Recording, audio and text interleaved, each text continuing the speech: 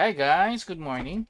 So, i-demo ko na sa inyo ngayon yung meron po tayong naka-setup na naka-junction box na Arclemex car wash natin.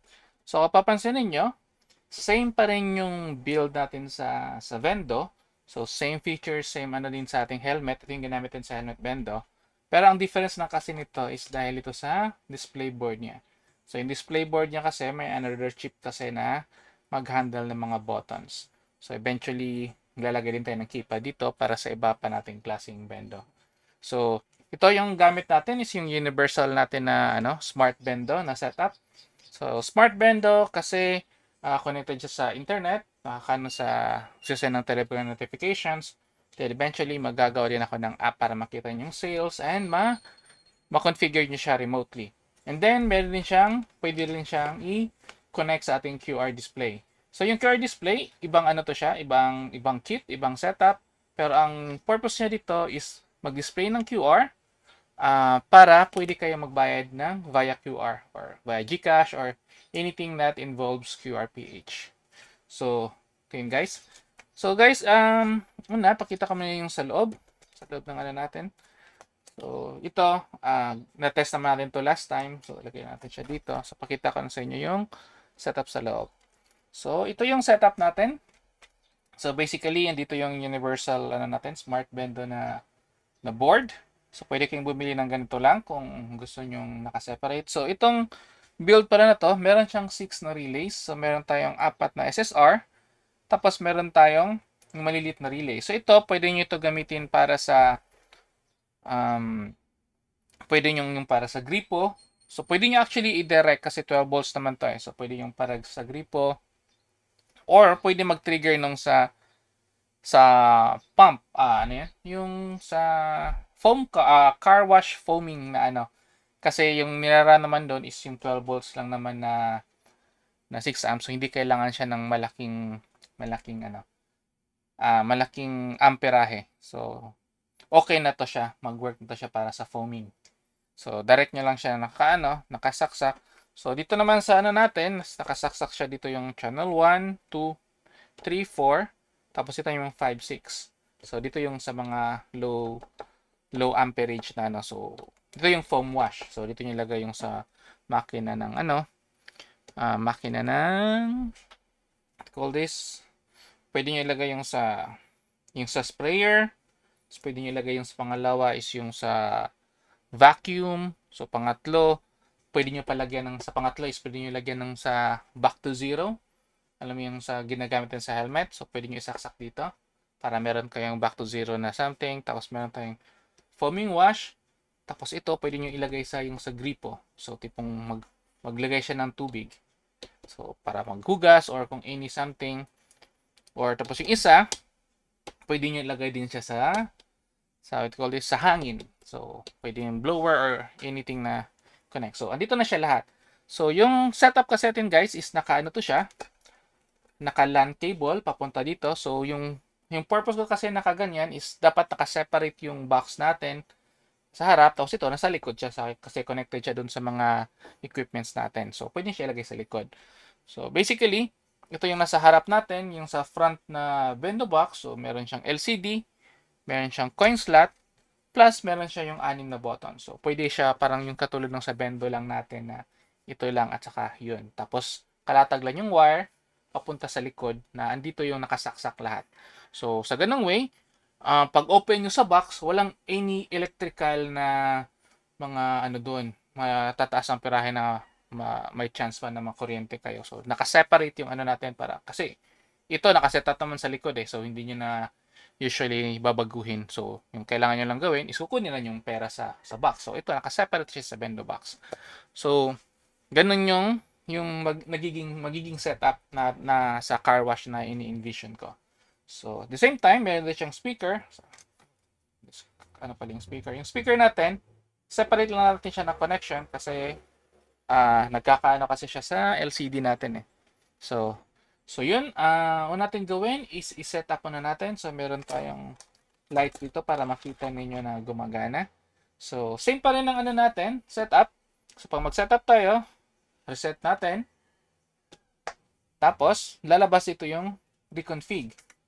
Yan, pag reconfig, press lang natin to. So, same din. Ito, nakaset up pa siya sa helmet. So, eventually, babaguhin ko lang yan. Then, makikita mo yung SSID, tapos yung IP address, then kung ano yung current na sales niya.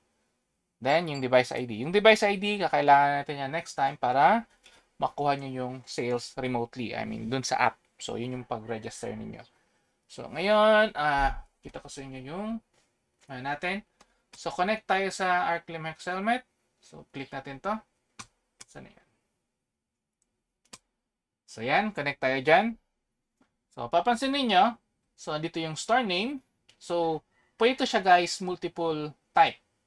Lagay mo natin yung store name. So, lagay tayo car wash. Car wash QR. Ayan, para maiba lang. Then, minimum price. Yung minimum price, guys, is yun yung minimum na hulog niya. So, sa bawat minimum na pag-press na button, may minimum tayo. For example, 5. 5 pesos is equivalent to ganitong oras. Tipong ganun sa bawat price. So, yun. Ang nakaganda doon, iset natin yung minimum. Depende kasi yun siya sa setup niyo kung mamahalin yung car wash nyo or tipong ganun. So, pwede nyo set minimum to 5. Or ay, mas malaki pala, 20 or tipong ganun. So, depende na yun siya sa inyo or kung ano mga ilalagay nyo dito. So, for example, mag-set mo tayo ng minimum ng 5. Then, remote price. Yung remote price natin, guys, is ito siya. So, ito, meron siyang, ano dito? Receiver. Tapos ito yung transceiver. So, ito, guys, optional to sa inyo. So, ginawa ko ng ganito kasi para, for example, may mag-send ng via Gcash ng payment or may cash. Tapos, kasi medyo mahal tong bills eh. So, pwede nyo i-ano na maghulog lang. Teka lang. Natanggal yung data. Disconnect. Ayan. So, pwede nyo i-trigger lang to. So, maghuhulog siya ng enough number of coins. So, pwede ito siya i-set as, example, set natin na every time mag-press tayo nito, magsasend siya ng 10 pesos. So, ganun yung concept niya. So, hulog siya sa manual, bibigay sa kanya, hindi maghulog dito. So, for example, ano dito, another backup dito siya na, kung for example, nasira to siyang coin slot niya. So, at least meron pa kayong backup na magti-trigger sa or either way. So, tipong ganun. Then, next is yung setup natin siya ng 3-in-1. So, 3-in-1, ibig sabihin, tatlo lang yung gagana. So, ito lang. Channel 1, 2, saka 3. Then, 4-in-1. So, 4 lang na channel. So, depende yan siya sa inyo. Kasi, kung 4 lang yung gusto nyo yung so at least may capabilities kayo na ginawin ganun. Then, or 6 channel in which ito yung naka-setup natin ngayon. Naka-6 channel. So, pag bibili kayo sa N-Stock natin, naka-6 channel siya na setup. So, ito yung setup natin guys. So, dito, kung papansin nyo may nakasulod dito na S, seconds, M, H, tapos days. So, ang ibig sabihin natin dito guys is pwede nyo siya ma-set up yung equivalent ng 5 pesos ninyo na minimum into multiple classes. So, for example, pwede nyo days yung pag-setup nyo. Kasi ito guys, since naka-relate to siya, tapos din, pwede mo kasi ito siyang gamitin sa iba't iba pang mga vendor. Like, for example, sa basketball court. So, yung mga ilaw sa court. So, kung gusto nila yung half lang, so dito yung sa half court, tapos full court, tipong ganyan. So, may dalawa.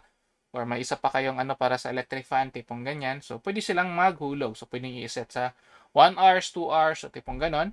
Or, pwede nyo rin siya i-connect siya sa water system. For example, sa tubig, may relay kasi tayo na solenoid kasi tayo na 220 volts. So, pwede nyo i-set doon. So, for example, meron kayo nagpaparenta kayo ng bahay, boarding house, tipong ganon. Set nyo siya into 1 day, 2 days, yung equivalent ng hulog na tipong ganon. Or sa kuryente, sa aircon. So, anything guys na pwede nyo siyang gamitin na mag-trigger. So, kaya ko ginawang ganito para at least pwede siya kahit ano. So, ito yung set natin yung A sa 200. So, 200, pag walang nakasulat na S or something, ibig sabihin niya 200 seconds. So, yun yung default. So, dito, lagay tayo ng 1M, ibig sabihin 1 minute. So, pwede tayo maglagay ng 5M. 5M, 30 seconds. So, pwede yan siya. Then, maglagay tayo ng isa naman, 1 hour. Diba? Tapos, yung isa, lagyan natin siya 1 day. Then, yung isa is 1 day, 2 hours. So, tipong ganun guys. So, meron kayong hindi lang limited yung ano niyo, yung pwede niyo gawin dito. So, nasa inyo niya kung saan niyo siya i-set up kumbaga. So, kung ano maisip nyo, kung ano yung pera nyo, pwede rin to pala sa massage chair. So, kung ano yung maisip nyo na ano, pwede nyo siyang gawin dito. So, next is with pause at saka pause. Yung itong with pause saka pause, kung mapapansin nyo sa last video ko, meron tayong capabilities na mag-pause or pwede natin i-disable din siya. So, may nag-request sa akin na gusto nyo i-disable na walang pause, dire-diretso lang. So, pwede rin yun. So, take note pala guys, pag mag-pause siya, ibig sabihin i-off niya yung ano din, yung yung voltahe na nilalabas. So, i-wet pause na lang natin para mapakita ko sa inyo mamaya. Then, itong serial 2, actually yung serial 2 is ito yung, kita ko lang sa inyo. So, ito yung nasa loob ng ating universal smart window. Ito yung serial 2 kasi natin. So, basically, ano to siya naka 12 volts ground RX TX. So, ang pwede nyo ilagay dito, actually, is pwede kayong maglagay ng bill acceptor. So, itong bill acceptor ko kasi, ito, mapansin ninyo, nakaset up kasi ito siya for serial. So, serial, hindi to siya yung pulse lang. So, ibig sabihin kung maghulog kayo ng 1,000 or 500, 1 second lang, makukuha niya agad yung value doon. So, pinakita ko rin siya sa last video. So, at least mabilis, hindi maghihintay ng pulse, something. So, mabilis yung pag-connect. Or yung GSM module. Saan yung GSM module ko? So, ito.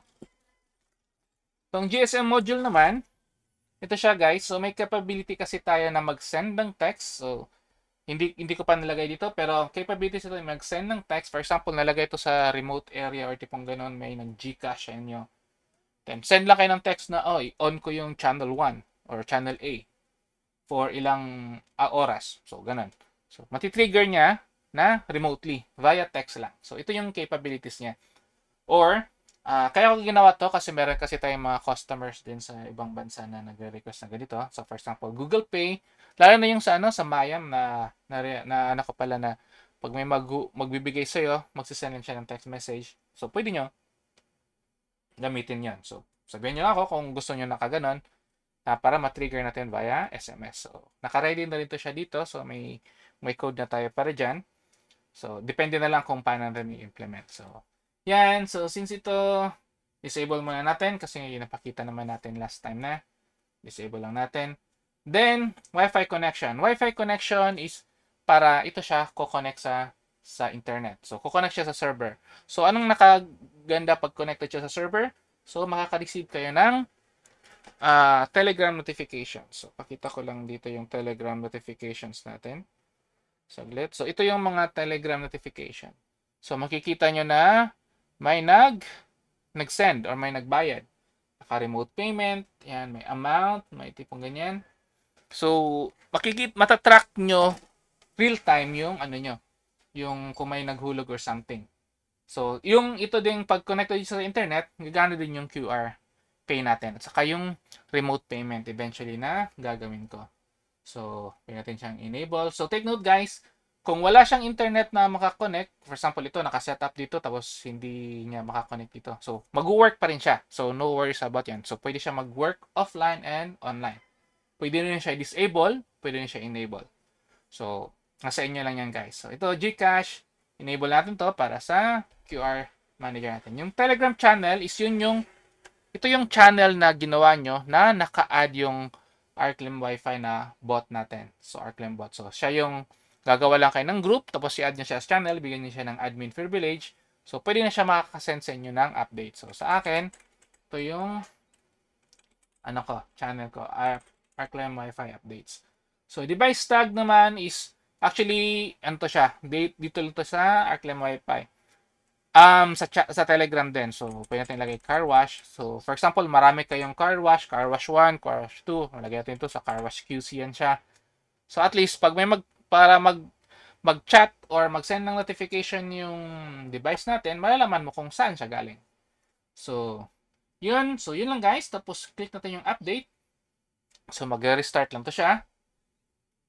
Then, yan. So, ready na yan siya. So, connect siya sa ating Arclem Umada Piso Wi-Fi.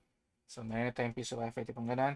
Then, try natin to i-saksak para at least makita natin yung ano niya, kung Welcome to gumagana. our car wash vending machine. You can now insert coin and choose by pressing the button. Please insert coin slowly and wait for it to appear on the display. Okay. So, yung yung boses nyo dyan guys, pwede nyo rin siya mabago. So, kung papansin niyo yung ano natin is naka SD card lang tayo. So, pwede nyo i-baguhin tapos palitan nyo lang ng MP3 kumbaga. So, try natin maghulog. So, hulog tayo. Payment received. Please wait for the amount to display before pressing the button. So, kung papansin mo, inserted na siya na 5. So, try natin maghulog ng sa number 1 tayo. So, number 1 is 200 seconds. Thank you. Or Timer will start now.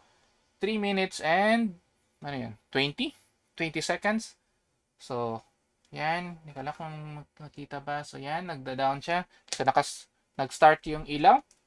Then, pwede rin siya i-pause. Pausing timer. So, nag-off. So, pwede nyo enable yung pause or pwede hindi. So, nagpo-pause siya. So, nag-run. Resuming timer. So, ngayon naman, i-try natin yung coin. So, ito, nakaset siya as 10 pesos. So, pwede dalawang button yung ano natin. Or, pwede rin natin i-extend yung A ng another 200 seconds. So, try natin. Payment received via remote. Please choose by pressing the button. So, meron tayong inserted na 10. So, ang i-try natin is extend natin to. So, extend. Yun, nag-extend siya. Naging 5 minutes and 60. So, meron pa tayong naiwan na 5. So, pwede natin gamitin siya sa number 4. Ano ba yung 1 day? F na lang. 6. Thank you. So, Timer 1 day will start now. and 1 hour. So, yan, nakarun siya. Dito pala yung F. So, nabaliktad ko lang. So, na yung next. Next natin is i-pause natin ulit yung Pausing timer. So, yan guys. So, ganun lang siya kasimple. So, ngayon naman, hindi ko pala nasaksak to. So, na-demo ko na to last time, pero pakita ko lang din ulit. Kung paano yung ano natin. So, ito yung sa QR natin. So, QR, try tayo mag-buy. So, nakaset lang siya sa 5 pesos yung sa QR ko. So, tingnan natin kung gagana ba yan siya. So, yan. Connect na tayo sa server. So, nag-generate na siya ng QR code. So, login ko lang ako sa GCash ko ha. So, ito guys, magiging available din to next month. So, hintay lang kasi ako ng pyesa. So, pero, yung available din yan siya sa may gusto na gagamit din. So, try tayo. So, try tayo scan. Scan natin siya. Scan. So, meron na tayong payment. So, pay natin. Pay tayo 5 pesos lang kasi nakaset. So, nakaano siya ng Arclem Wi-Fi. Nakaset siya. So, nag-send. I'm so sorry. Mali pala. Hindi to nakaset up sa... Wait lang ha. Hindi ko pala na-set up sa device na to.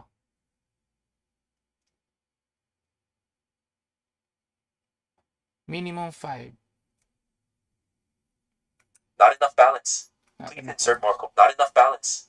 Please insert more coins. Okay. So, yan pala. Ano ko lang kasi nakaset up pala siya sa ibang device. Check ko lang ha kung ito ba yung device na to.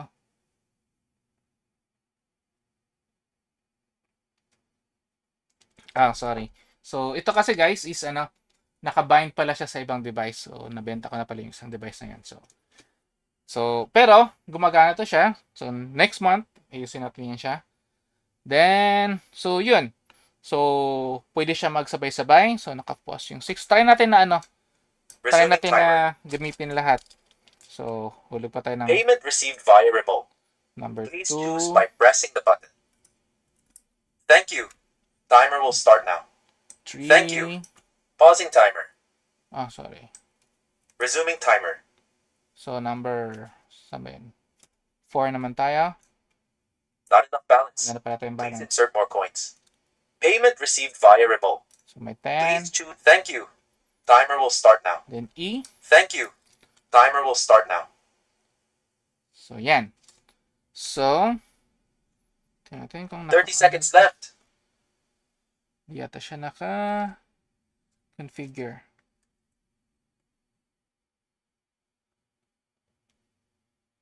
So, yun.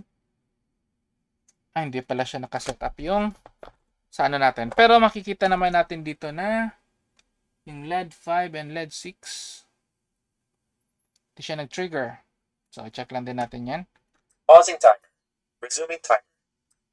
Thank you for using our car wash vending machine. So, yun guys. So, ito na po yung ano natin. So, yan. Available na po to sa NSTOCK. So, ipa-finalize na natin yung mga ibang details ito. Then, magiging available na. So, kung yung may questions kayo, so message nyo lang ako sa m.me/arclem888 or hanapin nyo si Arclem Kurume. Kung meron pa kayong gustong maging idagdag sa na-feature sa ating setup. So, ito lang guys. So, yun lang yung ating smart Vendo system. Don't forget to like and subscribe.